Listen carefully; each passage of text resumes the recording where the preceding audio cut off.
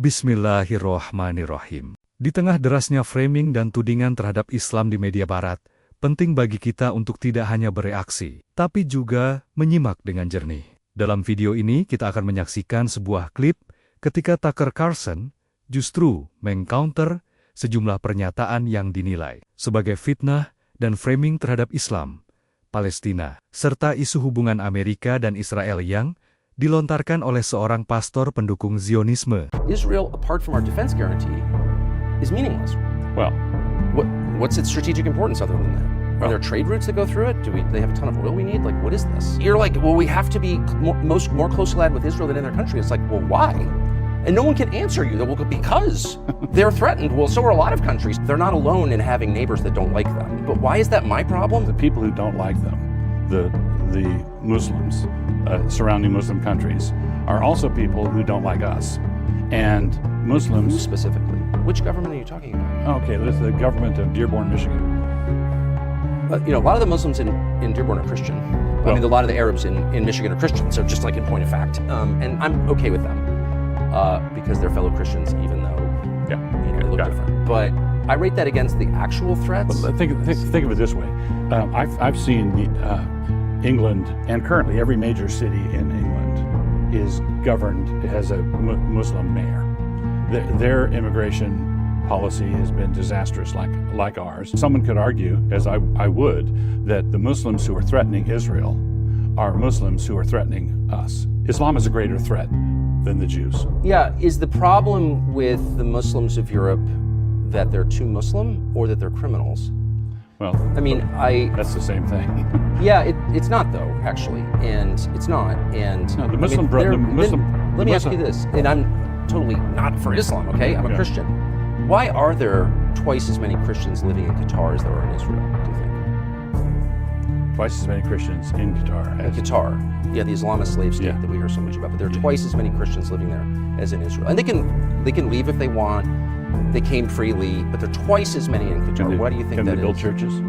Yeah, actually, the state gave them the land for their churches, but why is that? If what you're saying is true, because it's not true, actually. The reality that you experience when you get outside the American media biosphere is so different, the reality from what you're describing. The second question I ask is, how do we get all these Muslims here after 9/11? They all came after 9/11. Yeah. Who encouraged that, exactly? Who encouraged that? And it's a lot of the same people who are now encouraging us to hate Muslims. ADL. Oh, ADL. Completely for that. They encourage that. So what is that? But I know that the same people who are like, Islam is the problem, are the same people who brought us all these Muslims here. Right, because I feel like I'm being played a little bit. That's all I'm saying. Yeah, I agree with that. The same people crying anti-Semitism constantly, telling me I can't have free speech rights because there's anti-Semitism, are the same people telling us that we have to hate Muslims because they're Muslim. Well, And not how because- is hating Muslims better than hating Jews? Yeah, it's not. Exactly. If you hate Muslims because they're Muslim, that's The same as hating Jews because they're Jewish. yeah, correct. I'm out. But if you are opposed to Muslims who have read the Quran, which I've done a couple times, I read through the Quran, Yeah. and the Muslim Brotherhood, the people, the jihadis, Right. are not twisting the Quran. I'm sure I wouldn't know. I'm not an They are expert. being consistent with it, and I see them as a far greater threat to the West than the state of Israel is, and so protecting Israel from Muslims, you could argue, is a roundabout way of protecting. It's a proxy. How's that work for us? The So proxy war. we went to war in Iraq in March of 2003 at the behest of Israel. Flat out. Bibi said it. Glad you're doing it. And I don't know, there's no debate about that. And then in the years since, we've gotten millions of Muslims in the United States, millions, since the Iraq War. Yeah. So how's that program worked out for us? We didn't have any Muslims in the United States when I was growing up. Yeah. And as our support for Israel has become more and more fanatical, which it is, it's fanatical, can't even discuss it, anti-Semite, we've gotten more Muslims. So I don't think this works the way that we think it does. Right. I think that the whole system at the top is demented. Yeah, you think? But that doesn't change the facts on the ground. We've got the problem that we have in Dearborn is a problem that London has and a bunch of other UK cities have. I would argue that because we are involved militarily and on many other levels in the Middle East, at the behest of Israel, we're there because of Israel. We have an air base in Qatar because of Israel. We have all these troops there because of Israel. We have a lot of Muslims. We might have an airbase in Idaho, Qatari, if the deal But goes through. why is that? Because Israel bombed Doha because they were doing a peace. We were doing a peace negotiation with Hamas. Why is that our job? Why is any of this our job? We've invaded the world, and then we've imported the world. It happened to Britain. That's why they got immigration in the 60s, because their empire was coming down, and they're like, oh, you're from Barbados, you're from Nigeria, those are British colonies, you move here. Right. And we're doing the same thing. So how about we don't have actual interests in the Middle East, other than oil. Let's just pull back, because this is destroying our country, what the Israeli government is doing in Gaza, which is totally indefensible as far as I'm concerned. How about let the kids leave? No. How about let food in? No. You have the most precise munitions in the world, but you're blowing up Christian churches and schools and hospitals? Tell me why you're doing that. What the Israeli government is doing in Gaza is terrorism and unconscionable. No one denies that tens of thousands of children have been killed in Gaza. It's just an absolute fact. I visited some of their surviving siblings last week, and all of a sudden people are like, it doesn't matter if the kids get killed, or they blow up 2 churches in Gaza. Were there tunnels underneath They them? never claimed there were tunnels underneath. No, I'm just asking. No, but it's like insane. And by the way, if there were tunnels underneath, sorry, you still can't blow up a Christian church when all your money's coming from a majority Christian country. Sorry, there are limits on what you can do. Okay. Tough luck. Anybody who's out there trying to squelch criticism of Israel, ask, is it like regrettable, sad, maybe even immoral to kill someone, a child who did nothing wrong? And if you can't say that, then we're just operating from different worlds. I'm sorry. Why can't you say that? Why is that so threatening to say, probably not a good idea to kill a child? They will not say that, and they much less apologize for it. Why bomb churches in Gaza? Tell me. You've got the capacity to put bombs in people's pagers, but you accidentally hit 2 churches? Not an accident. How about you ask for our forgiveness? Israel has not allowed food aid into 2 million people. There's no infrastructure whatsoever. There's no business. They flattened 70% of it. We know that from satellite photos. And so what is that? Their entire country is dependent on US taxpayer dollars. There would be no wars fought by Israel alone, because it's got 9 million people and no resources. They have a reserve military. They don't have enough people. A huge chunk of their country doesn't work, but no one can admit it. They all have to lie about everything. If Israel does stuff that I despise, my view is, I don't want to pay for that. Okay? Right. Get out of my country. Stop trying to censor me. Go do your own thing in your own Eastern country, which is not Western, sorry. The West Bank, the conflict there is not caused by Israel holding the West Bank. Israel holds the West Bank because of the conflict.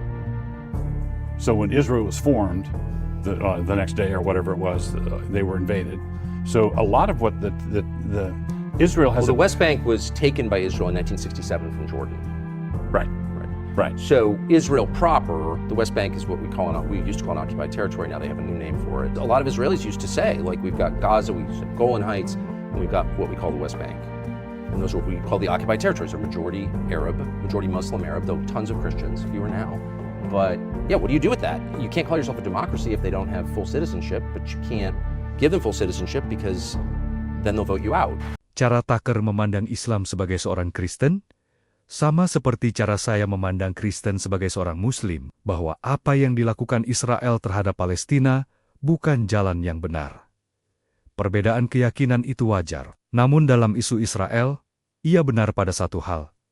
Israel telah menjadi negara yang tidak benar-benar melayani kepentingan Amerika Serikat. Bahkan justru menjadi beban besar dan benalu bagi Amerika yang menggerogoti dan bisa mematikan. Seperti yang dikatakannya juga, masalah Israel adalah negara-negara di sekitarnya tidak menyukai mereka. Dan memang, siapa lagi yang bisa disalahkan? Apakah Anda ingin ada negara yang mencuri tanah Anda, terus menyerang dan membombardir Anda tanpa henti? Tentu tidak. Tucker berargumen bahwa bangsa-bangsa Muslim yang tidak menyukai Israel juga membenci Amerika. Jika dipikirkan, itu bukan hal yang mengejutkan, karena Amerika memasok senjata yang digunakan untuk membunuh orang-orang tersebut dan keluarga mereka. Reaksi kebencian itu terasa logis. Solusi paling masuk akal adalah menghentikan dukungan tersebut, bukan menyalahkan Muslim karena memprotes pembunuhan terhadap mereka sendiri. Ketika Tucker meminta pendeta itu menyebut negara tetangga Israel yang tidak menyukai Amerika, ia menjawab Dearborn, Michigan, padahal itu bukan negara, melainkan kota di Amerika. Selain itu, Dearborn memiliki banyak warga Kristen Arab dan secara statistik dikenal sebagai kota yang relatif damai dengan tingkat kejahatan rendah. Pendeta Zionis tersebut juga mengaitkan imigrasi Muslim di Inggris dan Amerika sebagai ancaman. Faktanya, kelompok imigran terbesar ke Inggris berasal dari India, mayoritas Hindu, dan ke Amerika dari Amerika Latin, mayoritas Kristen. Klaim bahwa setiap kota besar di Inggris memiliki wali kota Muslim juga tidak benar, karena sebagian besar wali kota di kota besar Inggris adalah non-Muslim kulit putih. Ia bahkan menyamakan Muslim dengan penjahat dan menyebut Islam sebagai ancaman yang lebih besar daripada Israel. Namun realitas di lapangan menunjukkan bahwa konflik telah menyebabkan puluhan ribu anak dan ratusan ribu orang tewas, dengan mayoritas korban adalah Muslim. Serangan tersebut terus berlangsung dengan dukungan persenjataan dan pendanaan dari negara-negara Barat, meskipun ada seruan gencatan senjata. Melabeli 2 miliar Muslim sebagai penjahat adalah generalisasi yang berbahaya. Tucker sendiri menantang narasi itu dan menyinggung bagaimana di beberapa negara Timur Tengah, komunitas Kristen hidup dan beribadah dengan bebas. Bahkan disebutkan bahwa Qatar memiliki lebih banyak warga Kristen dibandingkan Israel, dan mereka diizinkan membangun gereja serta menjalankan ibadah. Pada akhirnya, narasi ini bukan sekadar soal agama, tetapi tentang bagaimana fakta dan data digunakan atau diabaikan untuk membentuk opini publik oleh agen-agen Zionis, laknatullah. Jeda, namun pada akhirnya, kita harus ingat satu hal penting. Keadilan dalam Islam tidak pernah berdiri di atas kebencian. Allah berfirman, "Dan janganlah kebencian suatu kaum mendorong kamu untuk berlaku tidak adil. Berlaku adillah, karena adil itu lebih dekat kepada takwa."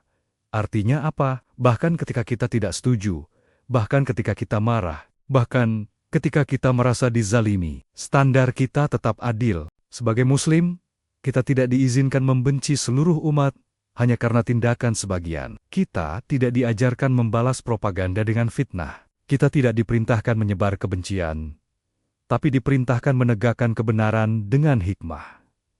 Perjuangan membela yang tertindas itu bagian dari iman. Tapi menjaga lisan, menjaga hati, dan tetap berpegang pada akhlak itu juga bagian dari iman. Semoga Allah memberi kita kejernihan berpikir di tengah derasnya narasi, memberi kita keberanian untuk berkata benar tanpa melampaui batas, dan memberi saudari-saudara kita yang tertindas perlindungan serta keadilan. Karena pada akhirnya, kemenangan sejati bukan hanya soal siapa yang paling keras suaranya, tetapi siapa yang paling lurus niat dan tindakannya di hadapan Allah. Wassalamualaikum warahmatullahi wabarakatuh.